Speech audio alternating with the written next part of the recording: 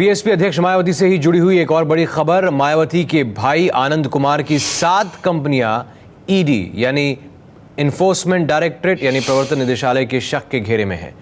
Economic times अखबार के मुताबिक इन कंपनियों को 757 करोड़ रुपए नकद मिले हैं।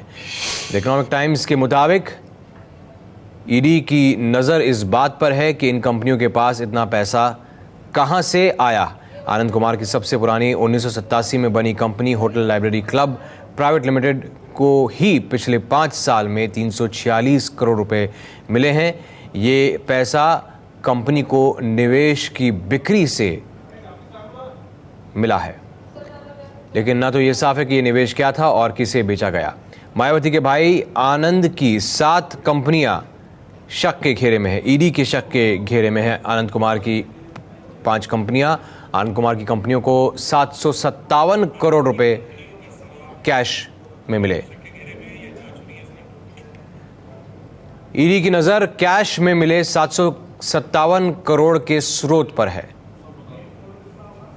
होटल लाइब्रेरी क्लब को 346 करोड़ कैश में मिले।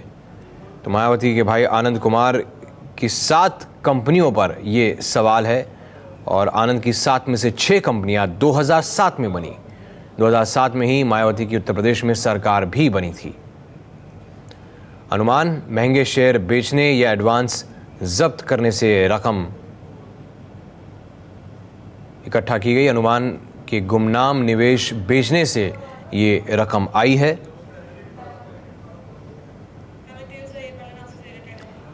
और आनंद कुमार की सबसे पुरानी कंपनी है hotel library club private limited. ये कंपनी 1987 में बनी थी और तब मसूरी में एक छोटा होटल द शिल्टन चलाती थी।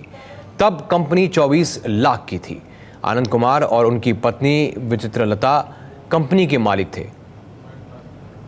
2007-2008 में कंपनी को होटल से 25 लाख की कमाई हुई थी।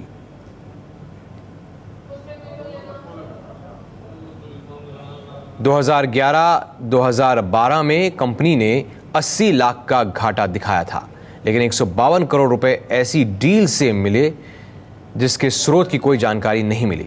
इकोनॉमिक टाइम्स अखबार की खबर है कि पिछले 5 साल में कंपनी को 346 करोड़ रुपए ऐसे ही अज्ञात स्रोत से मिले।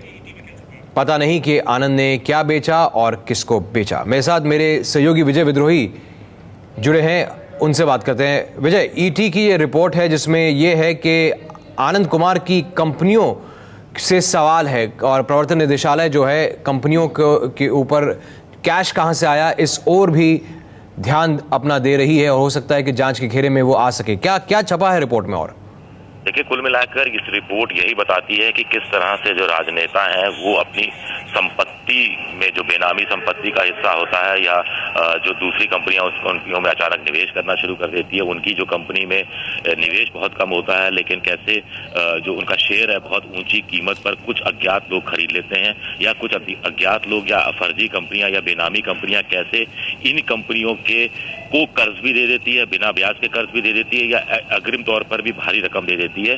चाहे ये मायावती के भाई का मामला हो, रॉबर्ट वाड्रा का मामला हो, चाहे नितिन गडकरी का मामला हो, चाहे जगनमोहन रेड्डी का। ये जो रिपोर्ट बताती है इसमें खास बात यह है कि 7 कंपनियों को 757 करोड़ के आसपास का पैसा मिलता है और इसमें कौन सी चल अचल ऐसी संपत्ति आनंद कुमार ने बेची, वो संपत्ति कहां थी, किसे बेची गई, कितने पैसे में बेची गई, ये सब उनको जो रिकॉर्ड ऑफ कंपनीज है इसमें किसी तरह का कोई खुलासा नहीं किया गया है। जो अभी आप होटल की बता रहे थे, इसमें इंटरेस्टिंग केस ये है कि इस होटल क्लब प्राइवेट लिमिटेड को 346 करोड़ रुपए इस रूप में पिछले 5 साल में मिल जाते हैं, जिसमें से अकेले 152 करोड़ रुपए वित्तीय वर्ष 2011-2012 में मिलते हैं, जो कि मायावती के शासन का अंतिम वर्ष था।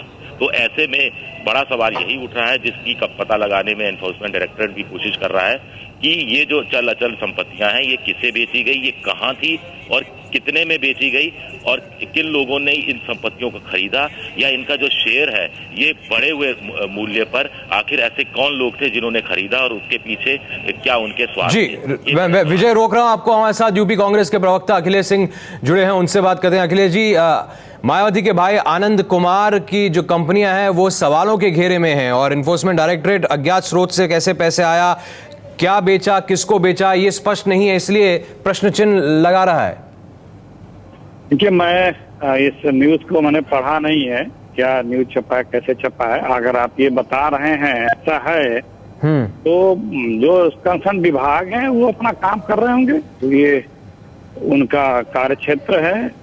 किस तरह से वो क्या कर रहे हैं, वो जब कुछ फैक्ट फाइंडिंग करके वो जब तक किसी निष्कर्ष पे जैसा आप बता रहे हैं वो खुद एजेंसियां न पहुंचे, मतलब उस पर क्या बताया जा सकता है जी। ये तो एजेंसियों का काम है, एजेंसियां कर रही होंगी। एजेंसियां अगर आपके कहने अनुसार ऐसा कर रही हैं तो वो जब तक कुछ डिटेल पब्लिक डोमेन में सार्वजनिक ऑफिशियली न करें तो उस पर क्या प्रतिक्रिया दी जा सकती है। ये कहा सकता है कि अगर आपकी बात सही है, अखबारों की खबर सही है, तो जो विभाग है, जो कानून है, अपना काम कर रहे हैं।